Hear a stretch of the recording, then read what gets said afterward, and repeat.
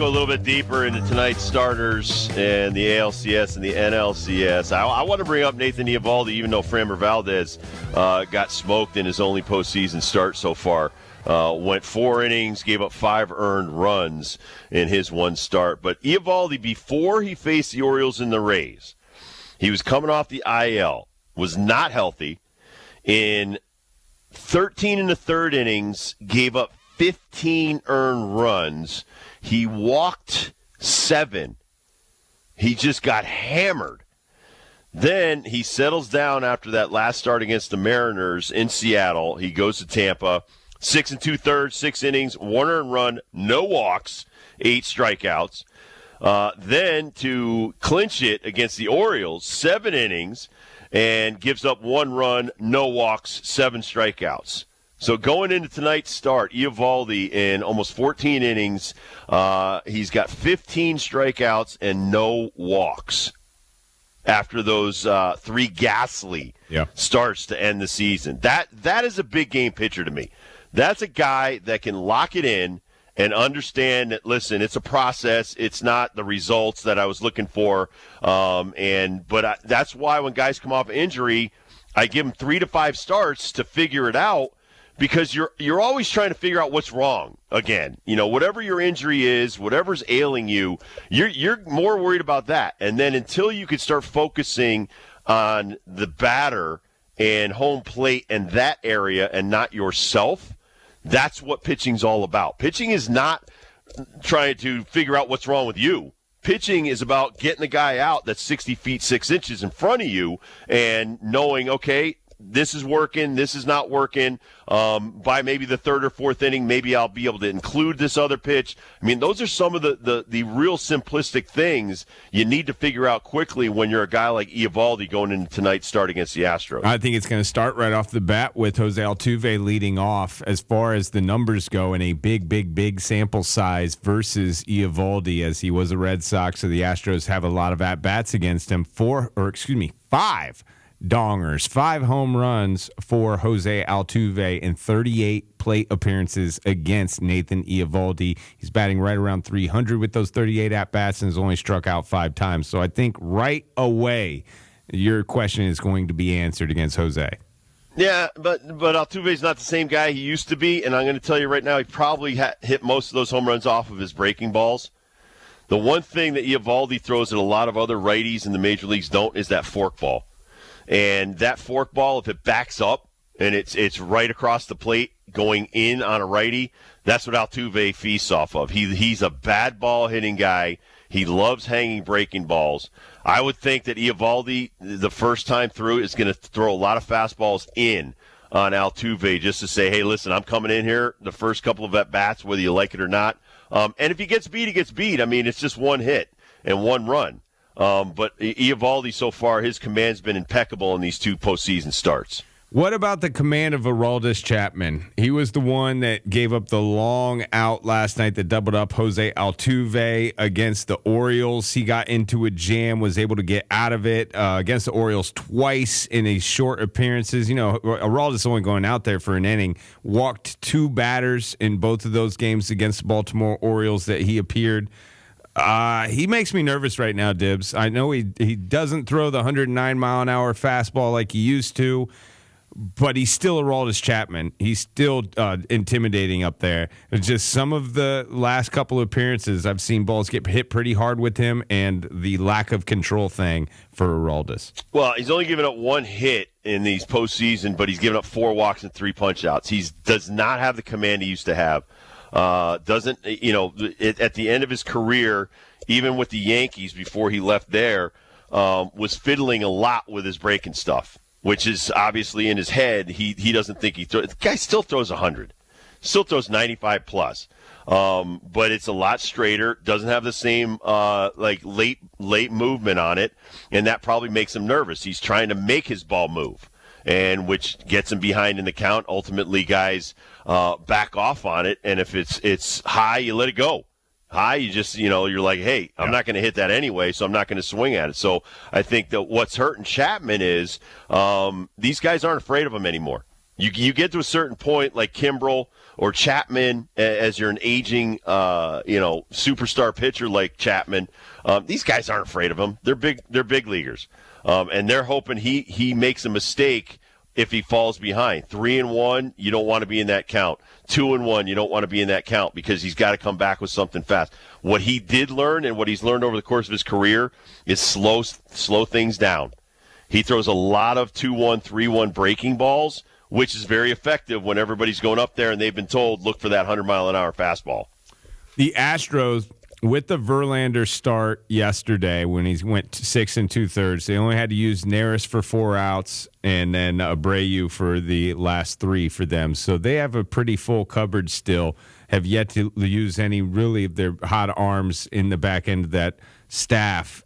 I would say the pressure is definitely on Framber and the Houston Astros, but more so, I would say the at-bats. I mean, putting a goose on the board, 0 to start this series, you would want Dusty Baker to get the bats going, just get people on to try to get some runs against Eovaldi before they move on to their back end, their relievers. Well, the big thing about Houston is Montgomery kept them off the scoreboard, kept the fans out of it. You know, you can try to get the fans going, and the music and the people at the stadium. Hey, make it loud, make it loud. It's a lot louder when you hit home runs and you score some runs, and you either take the lead or you're right in the game. I felt that Verlander did save his bullpen yesterday, did a great job. But for Framber Valdez, I don't think Dusty goes more than 5 with him, even if he's got the lead. Like you said, he's got a great bullpen. He can't afford to go down 2-0 and then go 3 games to back to where Texas is home at Globe Life. So I think right now this is a crucial game because anybody who goes down 2-0 knows the next 3 are at the other guy's stadium. And I don't know how loud Texas is. I don't think it's as loud as Philly. Maybe it'll be a little bit crazier. They haven't been back to the postseason, the ALCS, since 2011.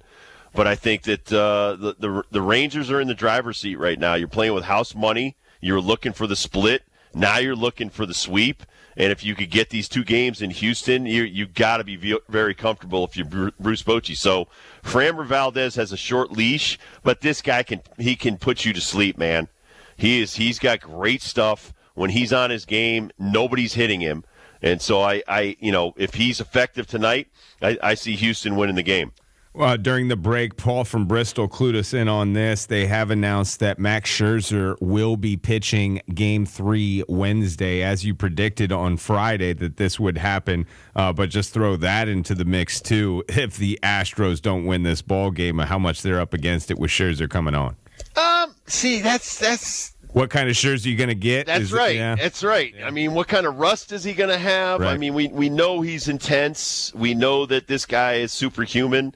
But like I just brought up with Eovaldi, when you miss a lot of time, doubt creeps into your head, and you start thinking things that aren't normal thoughts for you. And after those 3 outings, he was able to flush all the badness out of him and pitch against the Rays and the Orioles. Well, Scherzer hasn't had that luxury. And he's also got the pressure of, hey, you traded for me to win a championship. Yeah. Now I got to go out there and I got to give you 6 or 7 of the best innings I've ever pitched in my life. That's the kind of guy Max is. Max is, he doesn't care about money. He just wants to win, and he wants to win, huge games.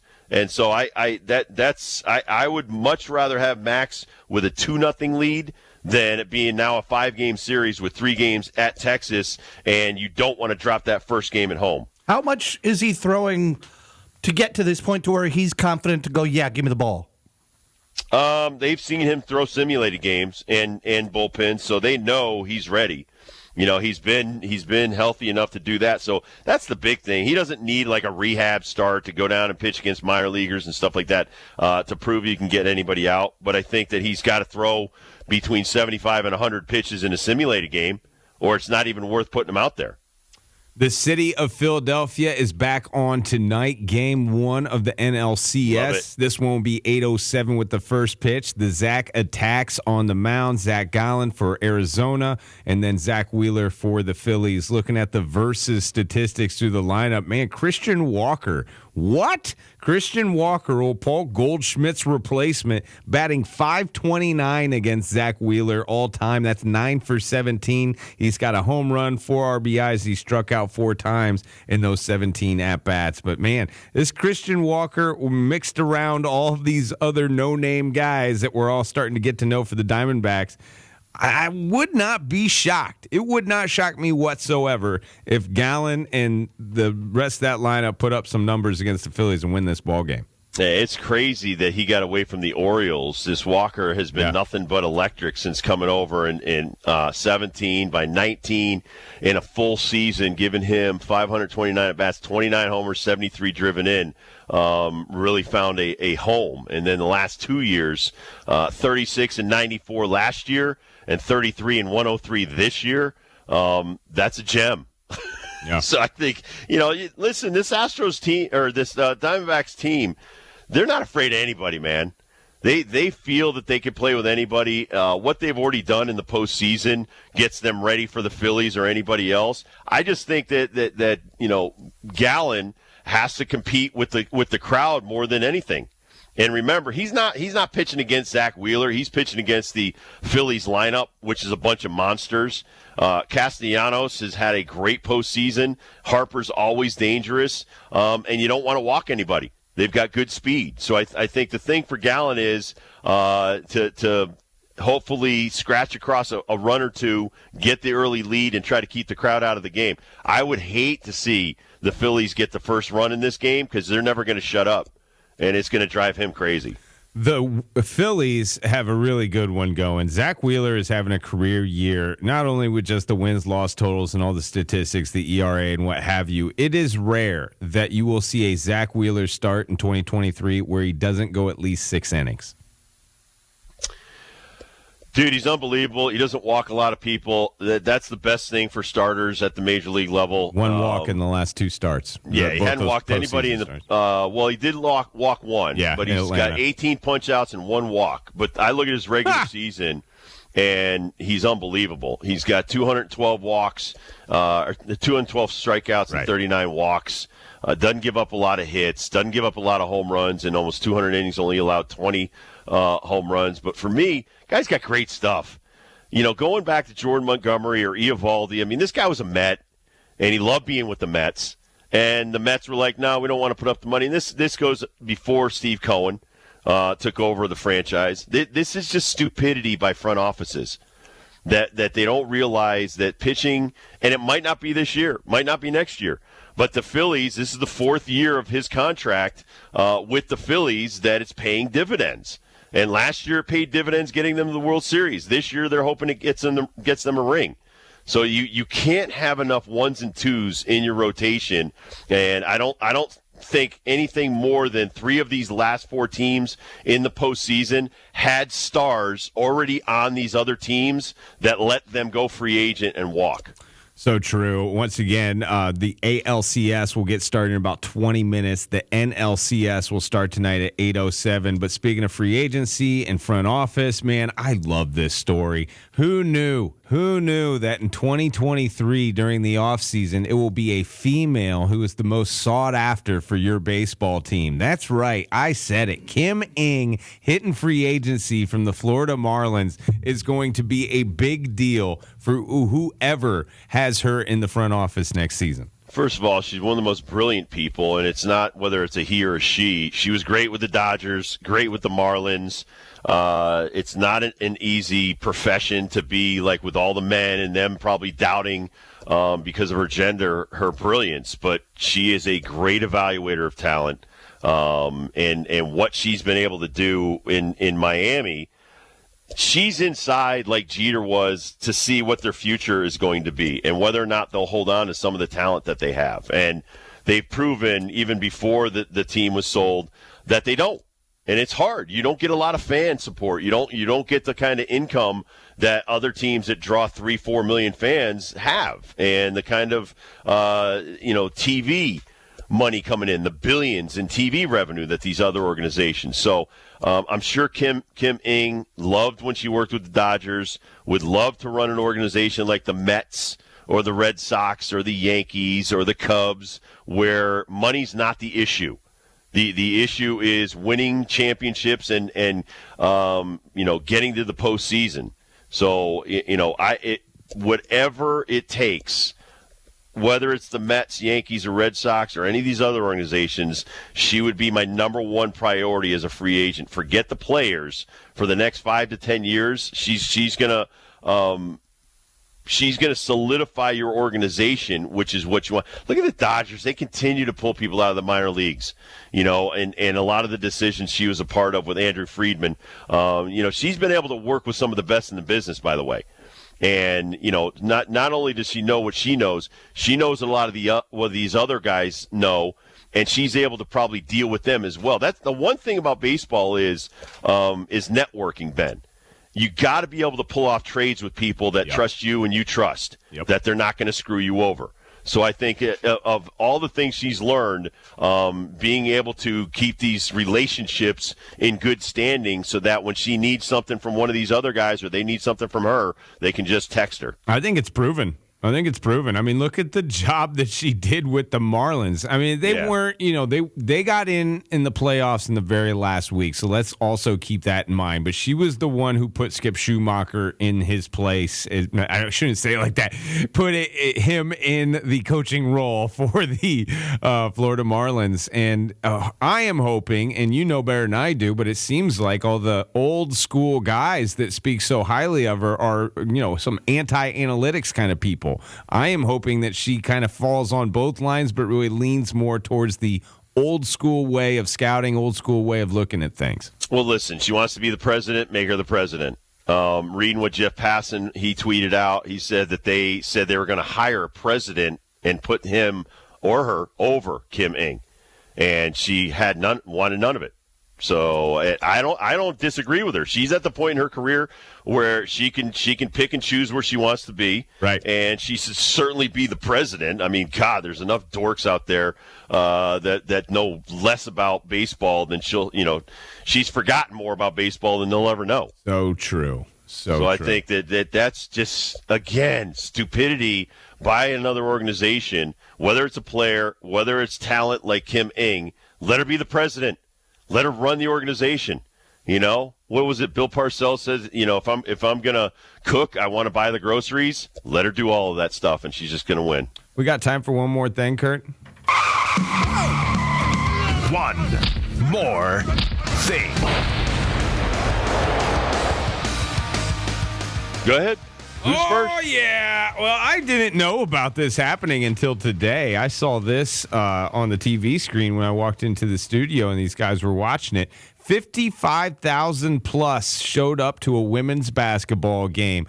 Iowa, the Hawkeyes, man, they have had a week. Big win over Wisconsin, and then hosted the largest crowd for a women's basketball game as Iowa took on DePaul. I thought the other cool thing about this was outdoors. This was in their football stadium, and as tradition in the fourth quarter for Iowa football games, I'm hoping this was done in the fourth period as well for women's basketball, that they turned to the Children's Hospital. I know they did this. I just didn't know the timing. They turned to the Children's Hospital and wave, as is one of the best traditions in all of Iowa sports. My one more thing is the Kansas Jayhawks got 46 of 63 first-place votes. What? About nothing to be the number one in the AP poll. UConn got 2. So I would have that on the bulletin board all year if I'm Dan Hurley. Only 2 jabronis, probably from Connecticut, picked you guys to be in the number one AP poll, men's top 25 basketball poll. Right now, UConn's at number 6. Kansas, Duke, Purdue, Michigan State, Marquette, all ahead of the reigning national champion UConn Huskies. I saw that today. I was thinking you guys are really going to like this. They make me puke. That's disgusting. Oh, man. By the way, there was no dunk contest at first night. Yeah, Dan Hurley didn't want it. Yeah. I kind of understand. It always makes me nervous as well, especially with the injuries that we suffer here at UConn faithful for the basketball team. But young Mr. Ball, one of the freshmen for UConn, was wearing number 1. He did have a pretty sweet off the backboard, fully cocked back, one-handed tomahawk slam. when Dan Hurley was doing an interview and wasn't looking. So I give him the championship. Okay. He wins. He wins by default. Kurt, what you got? I got a question. Okay. Well, because of the Iowa thing that you were just talking about, Yeah. right? So we filled up the rent with soccer, just an untraditional kind of an event over Yep. there. So we proved it can be filled. Uh-huh. Are Oh, we you going don't to try think something? you don't think UConn women's basketball fans would show up? I think they shall. Now, 55,000 was the record that they set. Right, Now I don't know. the rent, let's just say it tops off at 50. We got to bring in some 40. stands. We got to bring in about 10,000 Yeah, stands. that's a problem. But I love it. I I'm think just we can thinking do outside it. the box. We can do it. Let's do it. I'll ask Benedict on You Saturday. ask him, please. Yeah, That means more bear barbecue. that's right. That's always a Won't good break thing. my heart. More for everybody. That's right. More food for me. Love it. All right, that's going to do it for us today, people. It was a short version with our pregame to the postseason game. Enjoy the ALCS and the NLCS and some Monday Night Football. We'll be back tomorrow at 3 o'clock.